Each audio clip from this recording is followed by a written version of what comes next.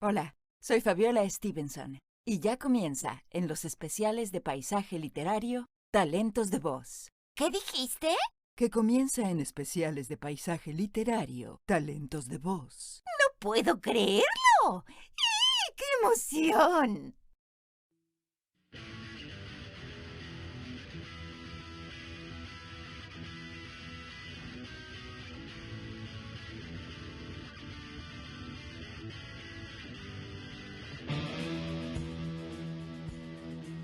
Talentos de Voz.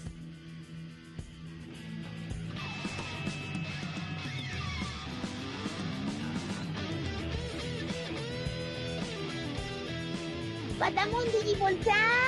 ¡Patamón Digivolta! ¡Ay, porque yo no puedo digivolucionar! Yo soy malo, y eso es bueno. ¡Cadena de Andrómeda!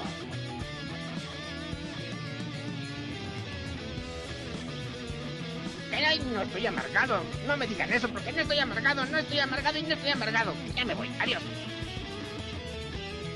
¡Ay, qué estás haciendo! ¡No, por favor! ¡Ay, Samuelcito, me estás pisando el juanete! ¡Kaboom! ¡Sangre sucia, mago! Didi, fuera de nuestro laboratorio. Pero el mundo será todo nuestro. Lo mismo que hacemos todas las noches. Tratar de conquistar el mundo.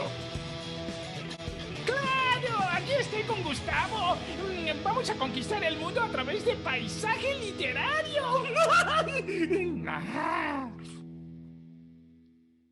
Buenas, buenas. Bienvenidos al 56º especial de Talentos de Voz por Paisaje Literario. Un programa dedicado a esas voces que nos hicieron imaginar miles de mundos. Hoy vamos a estar charlando con el actor y director de doblaje mexicano, Arturo Mercado Leonel de Cervantes, más conocido como Arturo Mercado Jr. Arturo, junto a su prima, Erika Edwards, es parte de la tercera generación de actores de doblaje en su familia, ya que sus abuelos fueron Raúl Leonel de Cervantes y Magdalena Rubalcaba, que seguramente los habrán oído nombrar por sus trabajos y también porque en muchas de las entrevistas los propios compañeros de Arturo los han nombrado, ni hablar su padre, lógicamente Arturo Mercado Chacón, y su madre, que también los va a nombrar, que es la entrevista que vendrá luego de esta que vamos a pasar hoy, que es Magdalena Leonel de Cervantes. Bueno, acá hay mucha historia familiar, mucho trabajo, mucho profesionalismo, ya que a una persona no se le puede cargar el peso de los demás. Pero lo escuchamos en la entrevista anterior con Mario Filio, que fue un cierto peso sabiendo de la familia que venía, lo que esperaba la gente, lo que él tuvo que hacer o lo que tuvo que hacer para sobresaltar entre tantos hermanos. Bueno, cada uno tiene una historia particular. Cada individuo es único. Acá vamos a ver, Arturo, qué nos cuenta. Pero antes de darle paso, les voy a comentar, como siempre, algunos de esos trabajos donde podemos escuchar la voz, la interpretación de Arturo. Tenemos, por ejemplo, el de Q en las películas actuales de James Bond, el Capitán Calzoncillos en las aventuras del Capitán Calzoncillos, Lucifer, Estrella de la Mañana en Lucifer, Will Chester en Glee, Buscando la Fama, el teniente coronel William Lennox en la saga de películas de Transformers, Teru Mikami en Death Note, Pain en Naruto, Hal Jordan en la película de live action de Linterna Verde y en diferentes producciones de DC Comics, el genio, interpretado por Will Smith, en el live action de Aladdin y Woody en la franquicia de Toy Story desde Toy Story 3. en donde el antagonista era el oso Lopso, interpretado, que le ponía voz Octavio Rojas, que ya hemos entrevistado hace algún tiempo atrás. Además de todo esto, Arturo Mercado es la voz actual de Mickey Mouse desde el 2004. Esto también trae una historia detrás, como algunos otros de los personajes que hemos nombrado y otros que no. Pero todo esto lo vamos a escuchar a partir de ahora, que le vamos a dar paso a darle la bienvenida a Arturo y que nos vaya contando sobre estos temas y un poquito más. Bienvenido a Paisaje Literario, Arturo. ¿Cómo va todo por ahí? Muy bien, muchísimas gracias, Gustavo. Muy bien. Estamos aquí con mucho gusto de acompañarte y gracias por el espacio. Muchas gracias, de verdad. No, pero por favor, gracias a vos por aceptar la entrevista. Y es más, te digo, la entrevista con tu papá fue estupenda, me maté de risa.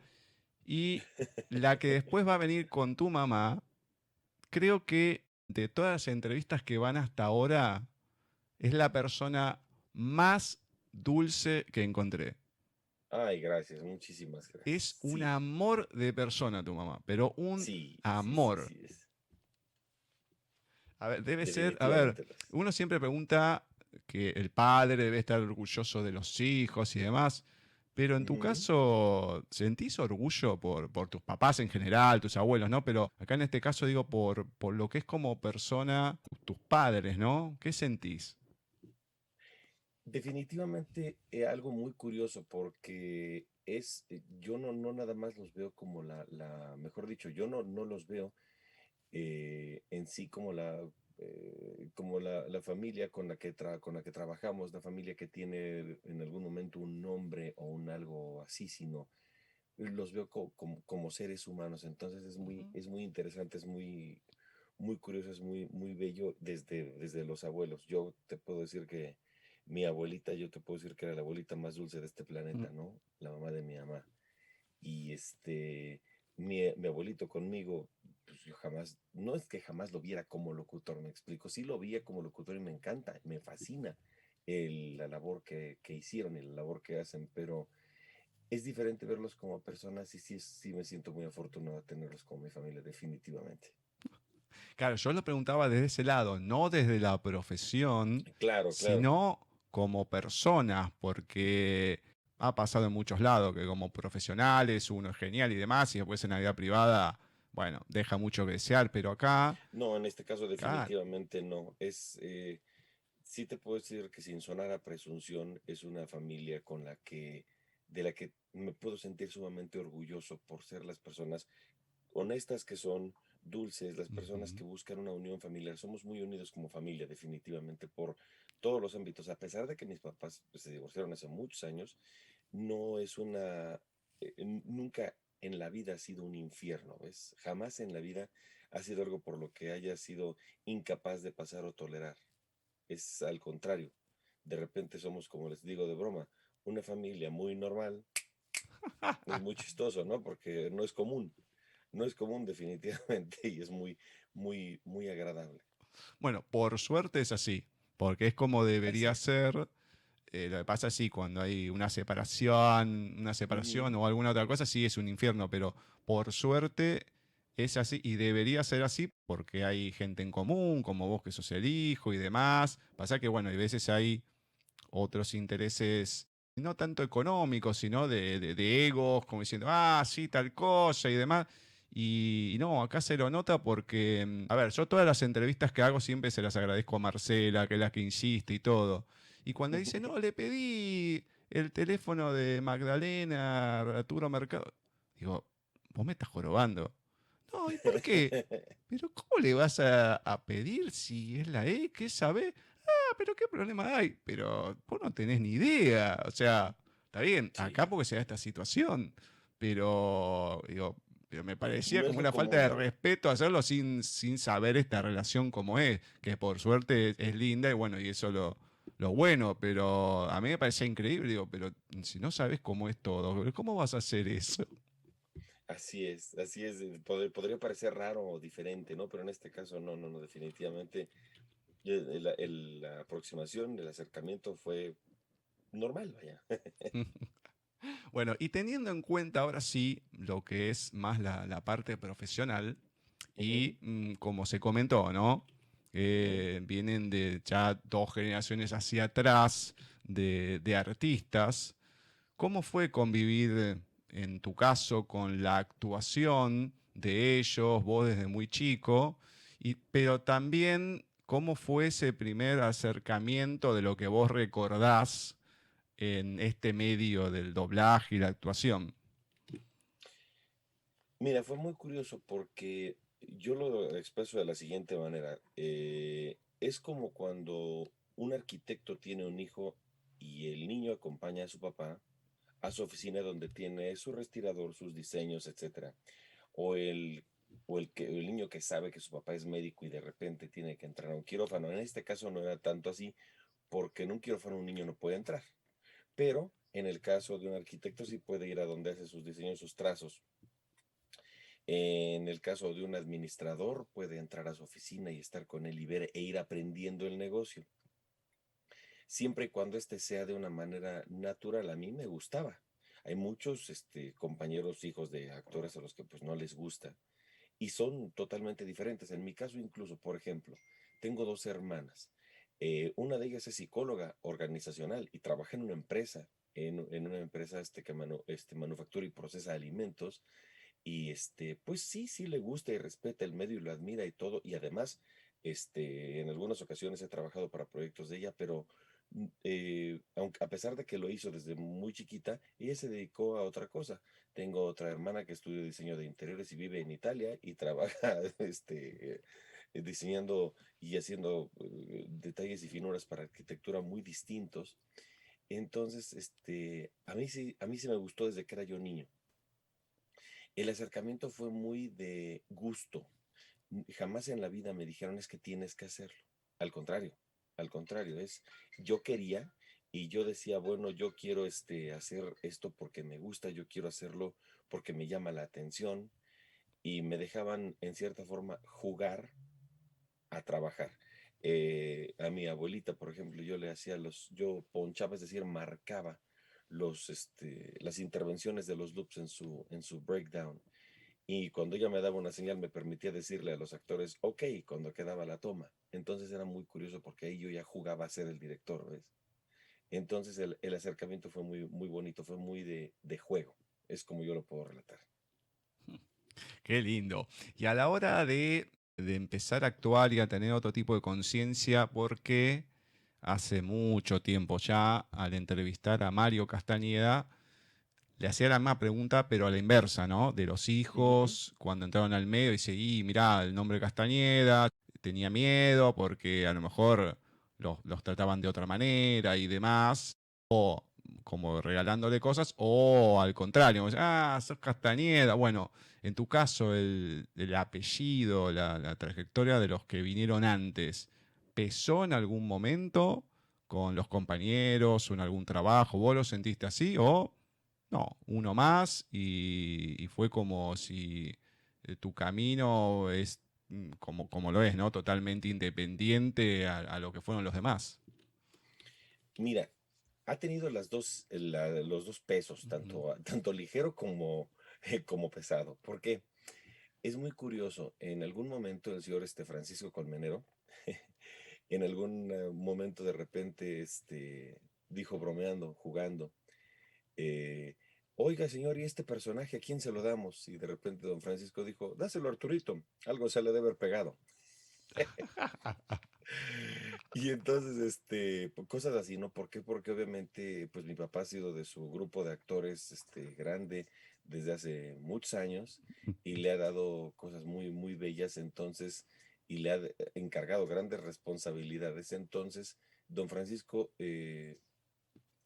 ha confiado en que, bueno, y yo lo sé hacer, pues ¿por qué? Porque soy hijo de su amigo de hace muchos años, nieto de otro amigo de él de hace muchos otros años, en fin, el peso de decir, bueno, claro, dáselo porque seguramente lo puede sacar. teniendo la confianza, dando la confianza por sentada en el trabajo. Ahora, por otro lado, también me tocó una experiencia muy, pues un poquito fea. Estaba yo trabajando con un compañero director y de repente otro director salió de otra sala y le dijo, oye, necesito un actor que más o menos en ese entonces, dijo, de entre unos 20, 25 años para que haga tal, tal, tal, tal. Y entonces mi director, muy confiado, le dijo, pues, ¿por qué no le pides la prueba a Arturo Mercado Jr., por favor? Arturito es. Y le dice, ¿cuál Arturito? No, pues Arturo Mercado Jr. está grabando conmigo, pero pues si ahorita que terminemos, puede pasar contigo y ya le haces la prueba y ya, ¿cómo ves? Él no se dio cuenta de que estaba la puerta abierta de la sala y yo estaba escuchando todo. Y de repente este otro compañero le dijo, ay, por favor, no, no, no, no, no, es una burda y mala imitación de su padre. Ah, caray, fue un trancazo así medio fuerte. Lo escuché, mi cuate, mi compañero, que era mi director en ese momento, trató de cerrar la puerta cuando el otro abrió la boca y le dije, ni te preocupes, no pasa nada, yo no me ofendo, no me molesta, tengo la libertad de escoger con quién trabajo y pues con este señor definitivamente no trabajaré. Y de repente un buen día me lo encuentro y me da un llamado a este otro director que me había rechazado. De repente me acerco, entro a la sala y le digo, perdón señor, nada más vengo a disculparme porque no voy a poder trabajar contigo. Y me dice, pero, ¿por qué? ¿Por qué, Arturo? Y le dije, porque soy una burda y mala imitación de mi padre. Con permiso, buenas tardes. Y le dejé el llamado colgado. No me gusta tener esas actitudes ni de diva, ni de prepotencia, ni mucho menos, pero definitivamente fue una espina que me dio mucho coraje que le hicieran, porque una cosa es que te parezcas por genética y otra cosa es que una persona te ofenda nada más sin saberlo. Y entonces te digo, le dejé ese llamado volado por ese tipo de cosas. Entonces sí es un peso, definitivamente, sí es una ligera carga, muchísima, porque además también incluso cuando dirijo, muchos creen que van a ver, por ejemplo, una versión parecida como dirige mi mamá. Entonces más me vale hacer mi trabajo bien, por ejemplo, porque no puedo yo permitir que alguien o que las personas que tienen una concepción de toda una familia que hace un trabajo de una forma bien establecida, bien puesta, bien marcada, pues los deje yo en mal, ¿me explico? Es una responsabilidad muy bonita. Dios mío, la verdad que, qué sé yo, a vos te puede gustar a alguien o no y demás, pero mirá que nosotros en el programa literario, bueno, lo que fue el año pasado, había una chica que leía porque le encanta, qué sé yo, a Jorge Bucay. Yo no lo puedo ver. Y entonces le pego. Cuando lo presento, le pego cuando estoy hablando con ella, aunque es grabado, y le pego cuando terminamos. Pero porque en su momento ha copiado y pegado páginas y páginas de otro libro, nunca puso la fuente, obviamente tuvo problema bastante importante, perdió un juicio y demás. Más allá que no me gusta la literatura de él, pero hago ese juego, ¿no? Siempre haciendo la contraparte con el otro. Y nunca se me ocurriría llamarlo para una entrevista, porque tengo que ser consecuente con lo que pienso, pero una cosa que lo diga en el programa, como chiste y demás, pero yo no digo, no, esto es una porquería, lo que hace no tiene sentido. No, lo digo en otro sentido, de otra manera, porque no me gusta, simplemente. Ya tener que denostar a la persona, esta es una mierda. No, o sea, son dos cosas distintas. ¿Te gusta o no te gusta? Perfecto. Pero tampoco podés hablar tan mal de encima un compañero de trabajo, que es otra cosa, ¿no? No sé, por lo menos es mi punto de vista y la verdad que... Y encima tiene el coraje después para llevarte. Bueno, eso es lo peor de todo. Dios mío, hay que ser consecuentes con las propias palabras. Definitivamente. Bueno, sí. A ver, a la hora, porque has hecho también bastante locución, ¿qué diferencia has encontrado con lo que es el doblaje, pero también qué herramientas te ha dado todo tu trabajo el doblaje desde chico, aplicándolo a la locución, ¿no? Ujú. Fíjate que es muy curioso. En el sentido técnico, es decir, en el sentido de las palabras que tienes que poner, el tiempo en el que lo tienes que poner cuando grabas un comercial, por ejemplo. Siento yo que los actores de doblaje o el ser actor de doblaje te da una ventaja. ¿Por qué? Porque nosotros estamos acostumbrados a leer un texto, entenderlo de primera intención, ponerlo en labios y el que sigue, y el que sigue. Y es un trabajo muy ágil.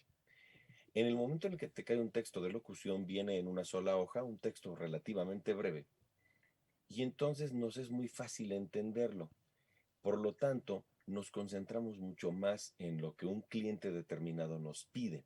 Si el cliente me pide, ¿sabes qué, Arturo? Vete por este lado, lo quiero un poquito más alegre, un poquito más triste, dámelo más institucional en esta cosa. O de repente, como es hasta el rumor aquel que sí existe, ¿eh? De que te decían, lo siento un poco rosa, dámelo más azul, o ese tono de rosa, no, dámelo un poco más fuchsia. Ah, caray. Entonces es donde empieza el locutor a tener estas dificultades. Y como actor de doblaje te es mucho más sencillo Ujú. poder concentrarte ya en esos detalles que te está pidiendo el cliente. Esa es una aproximación técnica. Ahora, la ventaja de trabajar en locución, pues es que es muchísimo mejor pagado en Claro. el sentido salarial que el doblaje, definitivamente. Eh, ¿Conoces otro tipo de formas de ver y de hacer las cosas? Yo creo que a la inversa, así como tenemos la velocidad que nos puede ayudar en cierta forma a comprender mejor a los clientes cuando grabamos publicidad, también deberíamos tener un poco más de paciencia cuando grabamos. ¿Por qué? Porque obviamente ese pequeño texto que tiene el cliente lo tienes que detallar y dar pinceladas y hacer otras cosas porque esa es la obra del cliente. Si nosotros empezamos a tener esa ansiedad de el que sigue, el que sigue, el que sigue, como la tenemos en doblaje, el cliente puede percibir que lo que queremos es salir de la sala corriendo y no volver a estar parado ahí, cuando por lo contrario totalmente estamos disfrutando mucho ese trabajo. Entonces, es una diferencia que yo creo que deberíamos aplicar los actores de doblaje cuando hacemos locución, tener un poquito más de paciencia, ser un poquito más relajados, eso lo veo muy distinto. A pesar de trabajar con un micrófono, se trabajan de maneras sumamente diferentes. Los énfasis en las palabras son distintos. Te ayuda como te explicaba hace un momento, dar la actuación para poder dar las intenciones que te pide un cliente de un comercial o de un texto, por ejemplo, en voice off, un texto corporativo, un texto institucional, definitivamente ayuda para poder entender mejor los requerimientos del cliente, pero debemos tener mucho más paciencia, agarrar el ritmo de una manera diferente porque son dos cosas totalmente distintas. Ujú, exactamente. Y a la hora de estar del lado, desde la docencia, ¿no? Que te ha tocado, ¿cómo encarás ese tipo de proyecto a la hora de tener que enseñarle, transmitirle algo a esa gente que está estudiando, sea para locución o doblaje, cuando te toca esa tarea? ¿Cómo lo encarás? Mira, primeramente, yo se los he explicado en el curso. Los cursos los damos mi esposa y yo. Yo Ujú. soy, digamos, el instructor, el catedrático, por así decirlo. Y mi esposa me ayuda para ayudarles con las cuestiones técnicas. Hemos hecho esos talleres ya desde hace varios años con nuestros amigos Mario Filio y Liz Murataya en sus talleres, en su estudio. Este tipo de talleres yo uh, los explico, digamos, diciéndoles que no les voy a vender espejitos. Cuando decimos que les voy a vender espejitos es que no les voy a vender algo que brilla, Ujú. cuando la realidad es que no es así. No me gusta inventarles, no me gusta tampoco que sea una cátedra donde sea yo, sino me gusta enseñarles las cosas que ocurren dentro de este medio, las cosas a las que se van a enfrentar. Me gusta comentarles incluso anécdotas de cosas difíciles y de cosas duras. Me gusta enseñarles lo práctico, qué es lo que necesitas para ponerte, aparte de ser actor, porque ahí yo espero que seas actor y que además estudies y te prepares siendo actor. Pero aparte me gusta enseñarles las cosas técnicas, qué es lo que te va a hacer más eficiente. ¿Por qué? Porque nuestro trabajo tiene que ser bueno, bonito, barato y rapidito. La mayoría de los directores no tiene la paciencia para estar enseñando dentro de la sala de doblaje, dentro del estudio de grabación, a los diferentes nuevos talentos, no porque no queramos, sino porque nuestro producto y los estudios nos exigen una velocidad de entrega y unas fechas ya muy comprometidas para poder hacer nuestro trabajo. Entonces, estar enseñando dentro de sala es muy complicado. Por eso a mí me gusta decirles que incluso después de que toman el taller con nosotros y lo ven y demás, que se vayan a la sala a ver cómo se hace, para que vean a las personas que tenemos ya varios años trabajando, hacer nuestra labor y se puedan empapar de una manera absoluta, para que entonces se den cuenta de que lo que les estábamos nosotros enseñando en el taller es la realidad. Tampoco me gusta hacer un curso gigantesco en el que les digo, a ver, vamos a tomar nuestra lección de dicción 1, lectura de comprensión rápida 1. No, no, no, no, no, no. Te voy a ayudar a tener, a que tengas herramientas para leer de primera intención. Te voy a ayudar, tratar de ayudar para que des tonos rápidamente. Te voy a tratar de ayudar para que puedas tener esa dicción cuasi perfecta que ahora exigen de manera antinatural la mayoría de los proyectos, pero que se tiene que escuchar natural. Entonces, yo te voy a ayudar a darte esas herramientas, es lo que yo trato de hacer, y obviamente irlos enseñando poco a poco y que se den cuenta de que un actor no siempre empieza siendo un actor toma uno. Es para poder ser un actor que es toma uno, que además son pocos, realmente debes prepararte y la velocidad va a ser una consecuencia. Tu eficiencia, tu rapidez, tu velocidad adentro de la cabina va a ser una consecuencia de que hagas una serie de cosas bien, seas disciplinado, seas respetuoso, le tengas esa paciencia a tu trabajo y lo hagas de una manera mecánica bien. Cuando tú tienes la mecánica bien, adelante. Ningún piloto de carreras está pensando en cómo meter el pedal del embrague, el del acelerador y a dónde doy vuelta. No, eso ya es natural, ya camina, ya corre. Y entonces, obviamente, ¿qué es lo que le da a ser piloto de carreras? Pues tener años manejando y saber eso de primera mano. ¿Me explico? Sí, sí, totalmente. Para que la gente que esté escuchando se mete y todo, ¿dónde es que dan estos cursos? ¿De dónde se pueden dirigir a escribir y demás? Fíjate que todavía no hemos nosotros desarrollado el modelo para hacerlo de manera virtual. Esta pandemia nos pescó totalmente desprevenidos y con la guardia abajo, porque nuestros talleres son definitivamente presenciales. ¿Por qué? Porque nosotros le damos una aproximación personal a cada uno de nuestros compañeros que llegan a tomar este taller. Nos gusta cuidarles y hacer que noten sus ventajas, sus áreas en las que deben trabajar un poquito más. No me atrevo a llamarlas desventajas porque eventualmente el chiste es que las superes. Y obviamente les estamos dando ciertas herramientas y nos gusta hacerlo de manera presencial porque nuestro taller, mi taller es muy práctico. A mí, desde el día 1, yo lo doy en 5 días y he recibido críticas indirectas de algunos compañeros que dicen que pues nadie, esos cursitos que en 5 días te enseñan, me dan mucha risa porque eso significa envidia. Me dan ganas de decirles, es envidia o coraje. Pero la realidad es que me gusta enseñarles en esos 5 días. Yo no te estoy enseñando a doblar ni te estoy diciendo que vas a salir siendo actor de doblaje después de esos 5 días. Definitivamente no. Te estoy dando un acercamiento, una aproximación, pero definitivamente desde el día 1 pasas al atril. Desde el día 1 estás ahí con nosotros en el atril para que puedas ya grabar. O sea, no hay día que no grabes. Y conforme van avanzando los días, en esos 5 días que tenemos para dar desde esa semana inglesa, para tener ese taller de 3 horas diarias, nosotros lo que tratamos de hacer es darles, como te digo, una aproximación real y que día a día vayan aumentando el grado de complejidad de lo que van haciendo. Curiosamente, las series pueden ser incluso las mismas o diferentes. Las series no tienen la complejidad. Lo que va teniendo complejidad es lo que te voy a ir exigiendo como director. Actualmente esto lo podemos encontrar en talleres Mario Filio, que es realmente, es exclusivo el taller. La realidad es que yo no me dedico a dar talleres de doblaje. Es un algo extra que me gusta compartir. Es un taller que diseñé yo y pues si tienen la oportunidad de estar por acá en México en algún momento y les gustaría tomarlo, revisen las fechas que ponemos ahí, con todo gusto los recibiremos con los brazos abiertos. Son grupos muy chiquitos, normalmente son grupos de máximo 10 o 12 personas.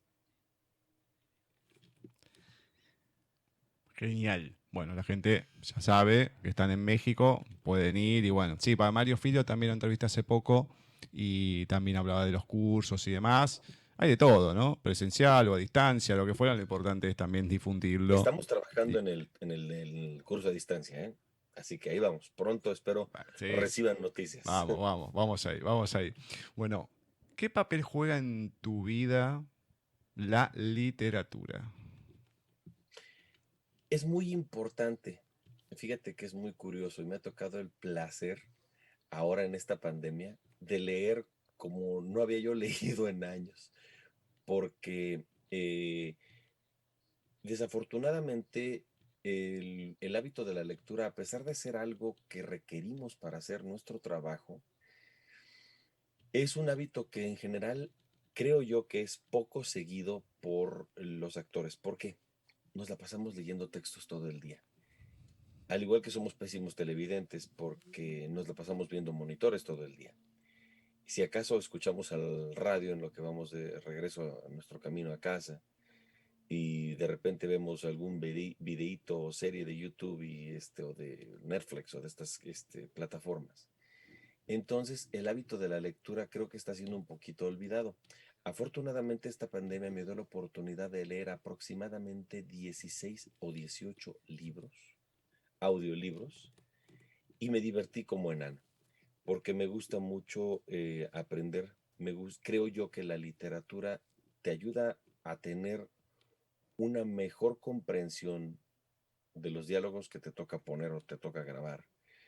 Te ayuda a tener una mucho mejor redacción a la hora de corregir un libreto. Te ayuda a tener un mejor vocabulario y no quedarte trabado cuando ves una palabra extraña porque de primera intención ya la conoces, porque la has leído en algún texto literario. Me ha tocado leer desde novelas históricas, me ha tocado leer casos criminales, me ha tocado leer biografías, me ha tocado leer libros para niños. Entonces, en esta pandemia, por ejemplo, leí, como digo, más de 18 libros que yo creo que ya había yo. Con esta pandemia rebasé el promedio de lo que de lo que el lector promedio se echa en un año.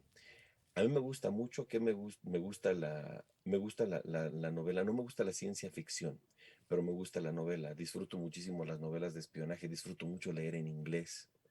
Me chuté por el esposo de mi mamá que era fan y me enseñó la parte más divertida de James Bond. Me terminé echando todos los libros. Entonces ha sido algo muy, muy bonito. Yo leo lo que me gusta y me gusta leer de todo tipo de textos. Digo, sí, la literatura es muy, muy importante para poder hacer nuestro trabajo definitivamente. Me encanta. Bueno, voy a entrar ahora a varios de los personajes que has hecho. Y en esta primera siempre hago al revés, ¿no? Primero los originales, después alguna particularidad y demás. Ahora voy a dar vuelta a todo en esta entrevista. Y quiero empezar con 3 personajes, por lo menos, entre tantos que hay, que en cierta manera lo has heredado de tu padre, no porque te lo haya dado en vida ni nada, sino porque, bueno, ha tocado, porque el director lo decidió o lo que fuera. Y los 3, uno es de la Sociedad de los Poetas Muertos, Charlie Dalton, Mickey Mouse y Shaggy. Ok. Justo te pillé ahí. Perdón. Pero cuando te tocan este tipo de personajes, más allá de lo que hayan representado también en tu vida, ¿no? Profesional, pero hablando de estos pesos a veces que uno siente con ciertas cosas de lo que estábamos hablando antes, pero ¿cómo los sentiste cuando te llegaron? Ay, pues mira, cada uno tiene una cosa muy, muy curiosa. En el caso de Charlie Dalton no fue muy grande, pero sí fue muy bonito porque pues hicimos la película, pues yo llegué, me dieron llamado como si nada, no me dijeron qué proyecto era. Y de repente cuando lo vi dije, ah, caray, esta yo la vi doblada hace mucho tiempo. Y en esta película, ¿qué no lo hizo mi papá? Y de repente, el director me dijo, sí, precisamente por eso, lo que estamos tratando de hacer es que la versión redoblada para otros medios como para plataformas y demás, no se sienta tan grueso el cambio. Entonces, por eso, precisamente como lo hace tu papá, quiero que tú lo hagas. Como te repito, es una responsabilidad muy curiosa porque nuestros timbres se parecen, Ujú. son muy similares, definitivamente. En nuestra forma de hablar, incluso a lo mejor mundana, cotidiana, es muy parecida. Pero cada uno tiene un sello, entonces, de repente, cuando me ha tocado cubrir algún personaje de él, es bonito porque me gusta pensarlo como lo hubiera dicho mi papá, ¿no? Cuando me toca específicamente el caso de hacerlo, de tal manera que no se oiga imitado, que se oiga bien actuado y que no te brinque, que no te moleste. Me pasó con Shaggy a la hora que hicimos la primera película de Scooby-Doo, la primera película de live action, de Ujú. acción viva. Cuando el personaje sale, yo fui a verla al cine con mi mamá, curiosamente no con mi papá, fuimos a verla al cine. eh, por rangas o mangas que mi papá creo que estaba de viaje, no sé por qué no la pude ver con él. Estábamos en el cine y de repente el niñito que estaba al lado mío dice, es que las voces no son las mismas y quién sabe qué, y se empezó a quejar de Scooby, se empezó a quejar de algunos otros monos, es que no hablan igual. Y entonces entra mi personaje diciéndole, Scooby-Doo, ¿dónde estás? Y cuando grita mi mono, el niño inmediatamente gritó, pero Shaggy sí es el mismo. Ay, mi alma descansó. Así de plano, dije, no, bueno, es que este chamaco ya me hizo el día, porque sí era una gran responsabilidad, porque es un personaje que en un momento dado tiene ciertas características de ese miedo o esa vocecita que mi papá le imprimió desde hace muchos años, pero realmente es un personaje que viene de cuando los actores de doblaje recreaban a los personajes. No éramos una calca del Ujú. original. No éramos una calca en la que a lo mejor, este, ahora con los controles remotos y los streamings y estas cosas en tiempo real, ahora le cambias al audio y de repente pues escuchas al original. Y sabemos que hay gente que por hobby, por gusto, de repente le cambia y quiere escuchar cómo se oye el idioma original y le regresa al doblaje, a ver si se oye idéntico. No, este es un personaje que mi papá hizo una versión cuando se lo dieron. Cuando lo empezó a grabar, dijo, ah, pues mira, este debe ser así, y lo interpretó de esa forma, entonces yo tenía que hacer mi interpretación a partir de la interpretación que había hecho mi papá en algún momento. Entonces dije, ah, caracoles, pues más me vale que se oiga igual, porque si no, precisamente la gente va a pensar que es una imitación burda y mala, como en algún momento aquel compañero me dijo. Y en el caso de Mickey Mouse tiene para mí un background muy bonito, unos antecedentes muy interesantes. Desde niño, así como a los niños sus papás les dicen, a ver, ven acá, calabacita, ven acá, ¿cómo se llama? Perinola, o como les digan de repente, un nombre inventado, ¿no? De cariño yo le digo a mi hija Pulguita. Entonces, mi mamá, porque además me gustaba mucho, me empezó a decir Mickey Mouse. Era muy chistoso. Y siempre fui fan de Mickey. Era yo fan de Disney, siempre he sido fan de Disney, pero más de Mickey. Me gustaba desde siempre. Sus colores, su actitud, su forma, su todo. Desde niño, niño. Y hasta tengo una fotografía en la que Mickey está encima de un escenario, estamos en Disneylandia o Disneyland, y el Mickey me está saludando y yo estoy absolutamente embobado viéndolo con mi gorra de mausquetero y en la parte de atrás bordado mi nombre, Arturo, ¿no? Y de repente, al paso del tiempo, siempre me gustó y de repente un buen día, de verdad, con un chiste medio grosero, curiosamente nadie me lo va a creer porque es muy curioso, con un chiste grosero que supuestamente era Mickey Mouse el que lo decía, estábamos en una reunión de actores y compañeros y estaba Raúl Aldana Y entonces, siempre hemos sido amigos desde hace muchísimos años. Él estaba muy jovencito y estaba apenas entrando. Llevaba unos poquitos años como director creativo o gerente creativo de Disney Character Voices para América Latina. Entonces, estábamos contando ese chiste y pues al final del chiste me reí, tal cual como se ríe Mickey, y se volteó a verme y me dice, vuélvete a reír. Le digo, ¡ajá! Entonces, me dijo, por favor, ensaya tu Mickey, porque vamos a hacer casting para la voz nueva de Mickey Mouse. Y le dije, oye, pero en inglés no ha cambiado. No, pero nosotros ya tenemos que hacer un casting para uniformar las voces, ¿no? Ok, perfecto. En el año 99 fui a hacer una prueba. Me puse tan nervioso que no me quedé. Hice todas las voces del mundo, menos la de Mickey, como la conocemos ahora. Y aún así el resultado a él, del actor que se quedó, no le agradó del todo, ni a él ni a la compañía. Entonces salieron del paso y tan. Pasaron 3 años y entonces me dijo, vuelve a ensayar a Mickey. Y seguí ensayando y ensayando y ensayando y ensayando con un programita que se llamaba Sound Beats. ¿Te acuerdas que le pones a la computadora? Sí, Estas sí. cosas que cuando cerras el programa hacía ruidos y se sonaba una caja. Pues yo compré el de Mickey y entonces todo el tiempo sonaba y se reía y hablaba y hasta cantaba la... Todas esas cancioncitas que tararea desde Steamboat Willie. Y entonces empecé a ensayarlo y a darme cuenta de dónde estaba la colocación correcta de la voz para ese personaje. Es una colocación muy extraña. Aclaro, no es una colocación imposible, es una colocación extraña. Entonces, pues tenía que encontrarla. Y la encontré a base de estar duro y dale buscándola. Y entonces, me volvió a hablar Raulito, fui a hacer la prueba al estudio, con él dirigiéndome, y yo veía que entraban otros 3, 4 compañeros ya muy conocidos, amigos míos, y entraban y salían, y yo nada más escuchaba la reproducción y dije, me quiero morir, ¿qué hago aquí?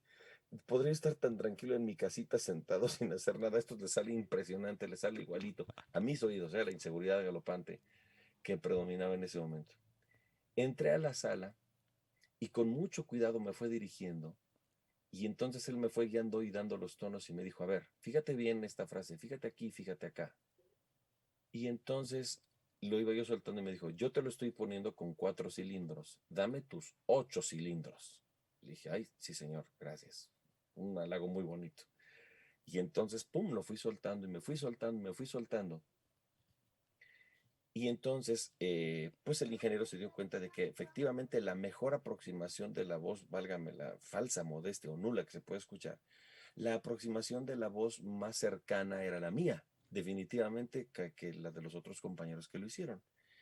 Y entonces dijo el ingeniero, ¿pero a quién mandamos, señor? Pues Arturo no fue el más cercano, pero fue el menos rápido, fue el que más se tardó. Y le dijo, sí, no importa. Vamos a mandar a Arturo como primera opción para que lo escuche el cliente. Al cliente no le importa cuántas tomas haya tardado, lo que le importa es el resultado. Y yo lo que quiero de aquí, de este resultado, es un Mickey que entienda la filosofía de Mickey. Un Mickey que entienda cómo es Mickey. No nada más que imite la vocecita. Así que vamos a mandar a Arturo en primer lugar y a ver qué nos dice el cliente. Y pues desde entonces esto ocurrió esto fue en principios de 2002 y a partir de abril de 2002 a la fecha, pues yo soy la voz de este personaje tan entrañable. Qué lindo, me encanta. Ahora si bien te voy a nombrar 3, vamos a hacer hincapié en el último, porque son, como le pasa a todos, ¿no? Cuando hay personajes que ya vienen de antes o son nuevos, cambian las voces, muchas veces pasa, y el ejemplo más claro es el de los Simpsons, cuando cambiaron las voces, todo el lío que se armó, que a la gente no le gusta, aunque hoy en día tengan más años las voces nuevas, bueno, sigue habiéndole más repercusión. Y en tu caso, nombro 3, hago hincapié en el último, ¿no? Serie de películas que hoy en día a lo mejor los jóvenes no la conocen tanto, aprovecho para que la conozcan. La historia sin fin, en la 2, pusiste voz a Atreyu. Henry, de Thomas y sus amigos, pero llega en un momento Carlos II haciendo la voz de Woody, pasa algo, caes vos, ¿no? Cuando Ajá. toca un personaje así, que a la gente le gusta, con una cierta importancia, hoy en día con las redes, que todo el mundo te acribilla por todos lados, creo que la primera vez Sí. fue en el 2010, en Toy Story 3, ¿cómo fue esa repercusión de la gente? Porque uno sí escucha la voz, es distinta, no es Ajá. lo distinto, pero tampoco he escuchado gente que diga algo tan border como Los Simpsons o algo. Es como que la gente se acomodó y lo disfruta. O sea, no está en el enojo, está en el disfrute. Entonces, Ujú. cuando tocan personajes así, te toca cambiar, a lo mejor con el temor de decir, uy, a lo mejor me matan o no, o qué sé yo. Y hoy en día, ¿no? Por eso con toda la vorágine de las redes y los fans y demás. Pero, personaje importante, lo haces y gusta. ¿Qué Ujú. sensación hay? Y qué con este justo personaje, ¿no? El de Woody. Mira, es algo muy chistoso. Bueno, para empezar, voy de nuevo a cuenta por los tres que mencionas. Fíjate, por ejemplo, en el caso de Atreyu en La Historia Sin Fin número 2, Ujú, cuando se estrenó La Historia Sin Fin, la primera tenía muchísimo doblaje de Los Ángeles. ujú. Se hizo en ESM International, la empresa que teníamos en Los Ángeles. Digo, teníamos porque el esposo de mi mamá era quien la administraba y la llevaba. Y se llevaron algunos actores mexicanos para trabajar allá.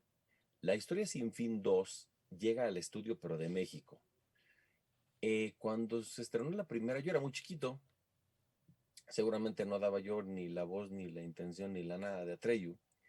Y en la segunda, cuando llega la película, mi mamá que dirigió la película, pues me dio la responsabilidad de ser ese personaje.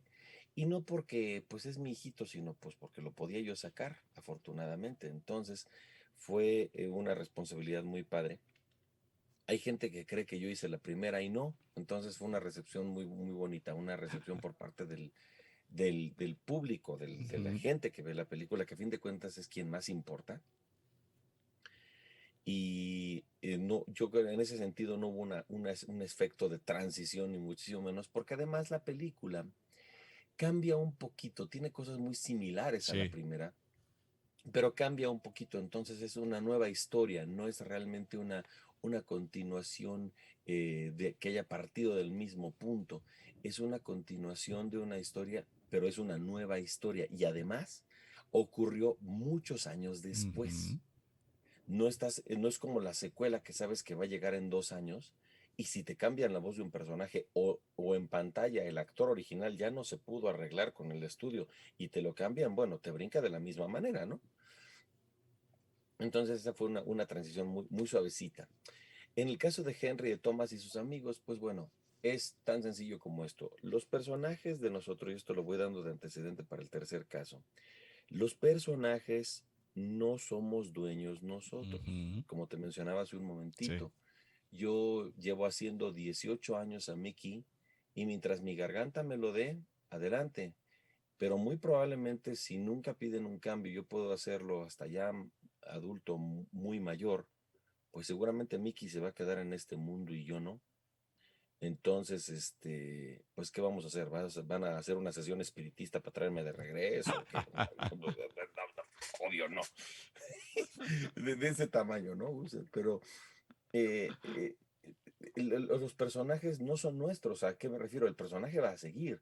Y no porque a lo mejor un día, eh, ojalá y sea así de bello y sea de bonito, pues yo ya no esté en este plano y el personaje seguirá hablando con alguien más, definitivamente, y no me lo habrá quitado. Los personajes no son nuestros, nos son asignados, pero a fin de cuentas es un trabajo, es propiedad intelectual y artística, es Ujú. propiedad literal de las personas que lo hicieron. Este personajito es propiedad de The Walt Disney Company. Ahora, en el caso de Henry, de Thomas y sus amigos, el trenecito, trencito, ¿verdad? Le dice, es una cosa muy interesante. Me encanta de repente las diferencias, me encanta y me encanta resaltarlas porque es muy bonito aprender otras culturas. Ustedes le dirían trencito, ¿verdad? Sí, trencito, trenecito, sí. Sí, es que Claro. me encantan esas diferencias porque aprendemos de muchas de las culturas y a fin de cuentas nos damos cuenta de que el español neutro es algo que no existe, porque es un español, es un idioma que se nutre con todo el mundo. Pero bueno, ya me estaba yo desviando. Es que te digo que me encantan esas cosas y por eso me fascina el doblaje. En el caso de Thomas, digo de Thomas de Henry, este personaje lo hacía otro compañero muy querido, además, Ricardo Silva, que además es mi amigo, es mi cuate, lo quiero mucho. Y pues él decidió que ya no iba a ir a grabar al estudio donde se graba actualmente esta serie, donde se grababa hasta acabamos de hacer hace poquito todavía un capítulo. Y entonces me pidieron que por favor imitara lo más posible a como lo hacía Ricardo Silva. Ok, perfecto. A ver, aclaro, yo no se lo quité, yo no pedí la prueba, lo hicimos como 3, 4, 5 personas las pruebas y me quedé yo, tan tan, porque se le dijo al cliente, oye, fíjate que este compañero no va, estas tales personas no van a que no quieren venir al estudio a grabar por cuestiones laborales o por cuestiones de gustos o por cuestiones de lo que tú pidas. Entonces puede ser incluso que a veces el actor dice, ¿sabes qué? Ya no quiero ir porque estoy más dedicado a hacer otras cosas, más dedicado a la música, al teatro. Hay mil razones. Somos actores a fin de cuentas. Entonces, pues me quedé y lo hice y llevo haciéndolo ya, pues, creo que son 3 o 4 temporadas que llevo haciendo este personajito. Ahora, el personaje habla muy poquito, creo que muy poca gente se ha dado cuenta de que soy yo y el personaje no tiene una exposición tan gigante como lo puede tener un personaje que crea DreamWorks o Disney o Warner, etcétera, etcétera, sin menospreciar a la productora. Todos nuestros trabajos son importantes en el momento en el que los realizamos. Todo esto te lo fui preparando para llegar al tercer caso que ha sido, ya no sé si decir, es una gran satisfacción y también un gran dolor de cabeza, Woody, definitivamente. ¿Por qué? Porque, repito, yo no le quité el personaje a nadie. Para ese personaje, después de que Carlitos no llegó a ningún arreglo, él quiso llegar a un arreglo monetario con el estudio y el estudio le dijo, pues fíjate que no. Pues mucha gente se molestó y dijo que si quien lo hiciera nuevamente, incluso en una página pues, se puso que era yo el Simi Woody, es decir, lo mismo pero más barato, como decimos en una cadena de farmacias aquí en México, que los medicamentos similares son lo mismo pero más barato, etcétera. Una campaña muy fea de desprestigio. Yo tuve un problema fuerte con la persona que hizo esta página y le dije, oye, a ver, momentito, en ningún momento me vendí barato. Si tú crees que me vendí barato, yo nada más te digo que con lo que cobré de Toy Story me fui a un viaje de lujo durante 15 días a Disney World y alquilé un Mustang convertible. Entonces yo no sé a qué te refieres con cobrar barato. Y entonces fue algo de esas ocasiones en las que a lo mejor mi actitud fue un poquito prepotente, pero sí me dio mucho coraje que me difamara. Para Woody, para el personaje, hicimos prueba, yo creo que todas las voces masculinas de doblaje, porque el estudio no encontraba un match que empatara tanto al inglés como al español. Bueno, hasta mi papá hizo prueba porque él es otra de las voces de Tom Hanks. Entonces, pues fue muy, muy, muy difícil encontrar la voz del personaje. A fin de cuentas, después de que se hicieron prueba durante muchísimos años y ya existía un backup que era Braulio Sosa, era quien lo hacía para los shows y los juguetes en lo que se arreglaban con Carlitos y se le dijo que la voz era provisional. Él también hizo prueba y no se quedó. Y de repente llegamos a la parte en la que me dijeron, Arthur, ¿quieres hacer la prueba? Y le dije, ¿por qué no? Bueno, es que mucha gente está diciendo, yo por ayudar a Carlitos, quién sabe qué. Le dije, a ver, momentito. Esto no es una cuestión de que se le quitara a Carlos el personaje por alguna razón de molestia o nada más a la mala o a la brava se le quitara. Hubo un conflicto de intereses y entonces el estudio decidió cambiar la voz. Pues bueno, me aviento y hago la prueba.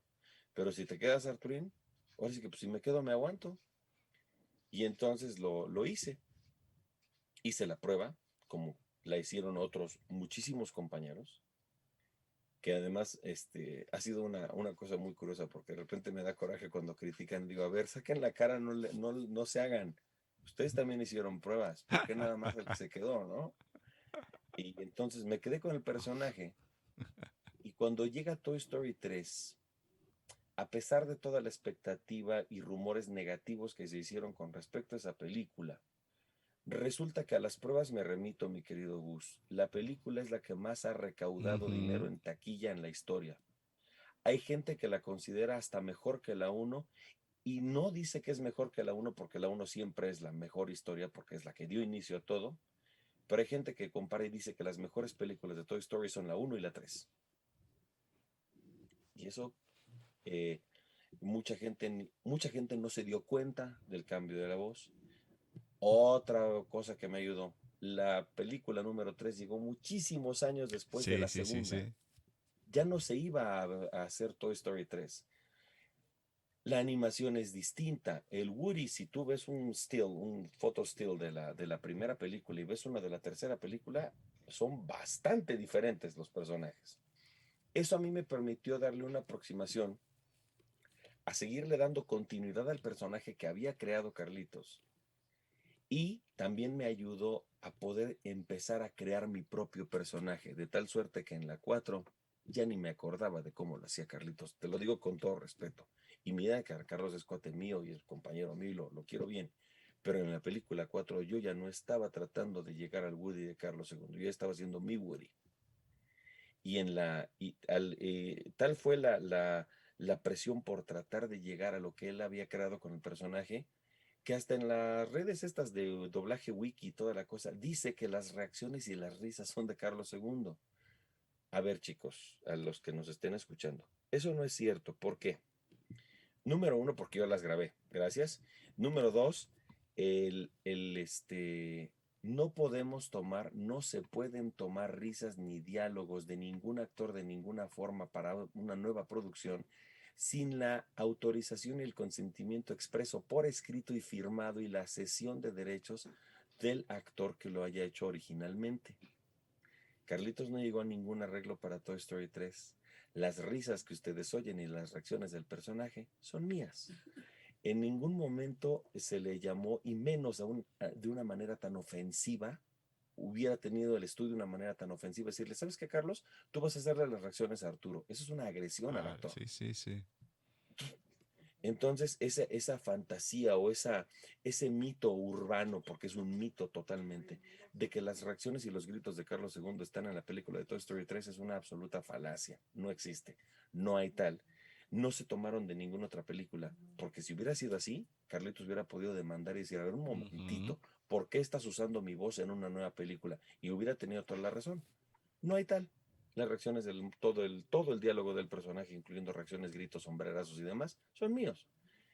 Como te digo, es un personaje que a lo mejor en un momento me ha dado muchas satisfacciones y en otros me ha dado grandes dolores de cabeza.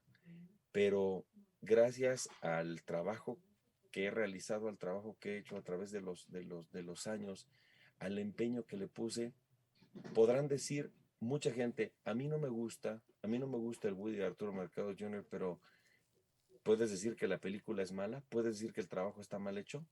Yo creo que no.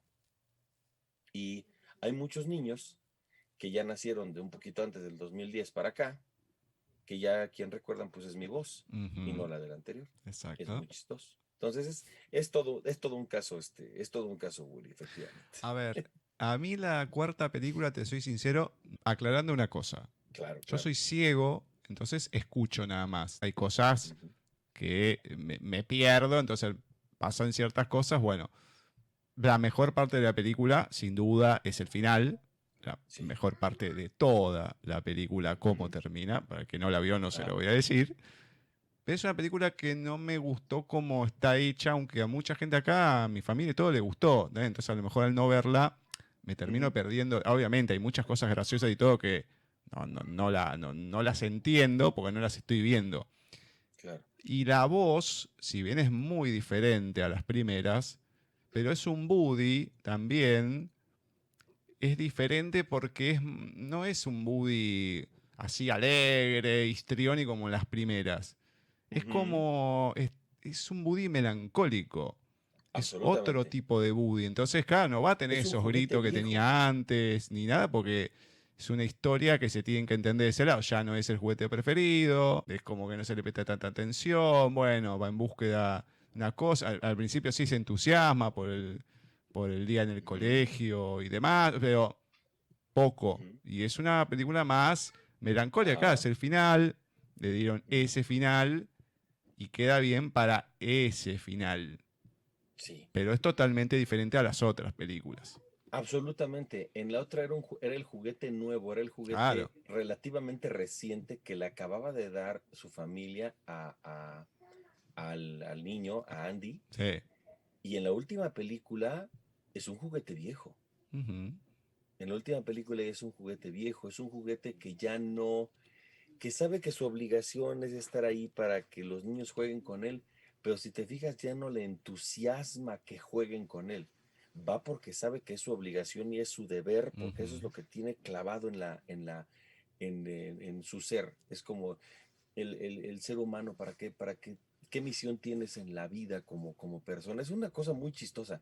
Las películas de Pixar tienen un fondo, en general las películas de Disney, a mí me encantan por eso, tienen un fondo muy curioso donde el niño se ríe de la tontería del pastelazo, del juego, del grito, de los ojos, de las expresiones. El adolescente se ríe de repente, o el adolescente medio adulto, hasta de algunas cosas que pueden tener un doble significado. Exacto. Y el adulto recibe un mensaje tremendamente fuerte. Es algo muy curioso. En la película 4, ahí yo me di cuenta, y no sé si algunas personas, espero no romperles ningún globito, te das cuenta de dónde viene Woody.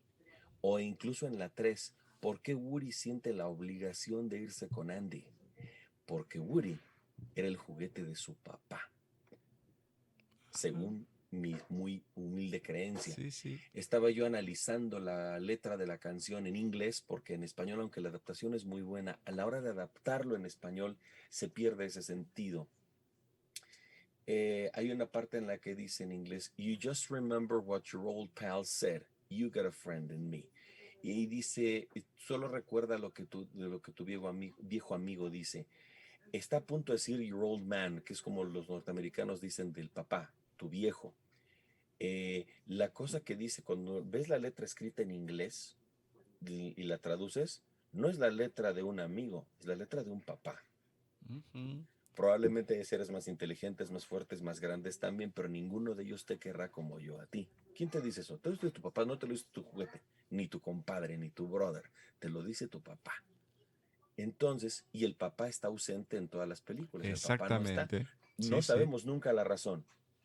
Pero es un juguete que el niño atesora de una manera impresionante y que incluso se lo quería llevar a la universidad. ¿Por qué? Y ahí donde cierras la cuarta película dices, claro, era el juguete de su papá. Es un juguete de 1950 y pico. Es lo que te iba a decir. En la segunda te das cuenta, en la primera, que no es un juguete contemporáneo, pero en la segunda ya te das cuenta que... Y yo cuando vi la película, esa sí la llegué a ver, todavía tenía vista.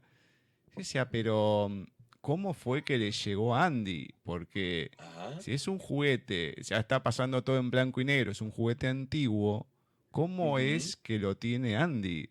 Y nunca se Claro. dice eso. No, no nunca. Y además, si te fijas, pasaban el show de Woody en blanco y negro, como tú dices, en la televisión. Él es fan de Woody. Y cuando llega Buzz Lightyear, cómprate un Buzz Lightyear de los miles de millones que están produciendo en este momento. Y entonces hasta el shock de Buzz, ¿no? Decir, no soy único, soy uno más. Claro. Y Woody termina haciéndolo sentir único porque es amigo de él. Claro. Y porque forma parte del cuarto de Andy y de que no te importa que vendan otros iguales a ti, tú eres el juguete de Andy. Y hasta termina pintándole el niño el nombre en el piecito, ¿no? Entonces, es muy curioso porque todo ese tipo de mensajes y de cosas que le vamos descubriendo a los personajes nos van haciendo interpretarlos de distinta manera. Efectivamente, el Woody que aparece en la 1, que es de repente medio histérico, con ciertos toques, muchos picos de emociones, en la 4 es un Woody mucho más profundo, más tranquilo, más abajo, más reflexivo. Y de hecho, ¿sabes qué? Se nota en la voz de Tom Hanks. Se le oye. De aquel muchachito que lo hacía en la primera película, que tú ves cuando lo estaban grabando, hay muchas documentales y cosas donde aparecen Tom Hanks y se me acaba de ir el nombre del actor original de Buzz Lightyear, hombre. Tim Allen. Tim Allen, sí. Y Tim Allen, cómo estaban grabando la película a 2 micrófonos, uno enfrente del otro, y estaban como haciendo una actuación teatral, como de radio actuada, fantástica. Y a partir de ahí, los animadores hicieron a los personajes. Entonces, grabada a 2 micrófonos y viéndose uno de frente al otro, y ves a los 2 actores todavía jóvenes, Tim Allen un poquito más grande que Tom Hanks, se ve ahí, cuando menos en la filmación de The Making of Toy Story, y ahora ya los ves a los 2 señores ya maduros, cómo interpretan de una manera muy distinta a sus personajes, ¿no? Como vos también es ya un cuate mucho más calmado, ya no es el astronauta loco, ¿ves? Ya es otro personaje. Entonces es muy, muy curioso el punto de vista. Gracias a Dios me tocó hacer ese tipo de interpretaciones cuando ya el personaje viene en otro mood. Pero sí tienes toda la razón del mundo. En la 4 es mucho menos emocionante. Yo creo que ahí ya estás apelando a que el público original que vio la película 1 cuando era niño, ahora ya es adulto. Entonces, tiene esos matices muy, muy bonitos. Exactamente, y se nota eso. Quédate ahí, que ya volvemos con Talentos de Voz.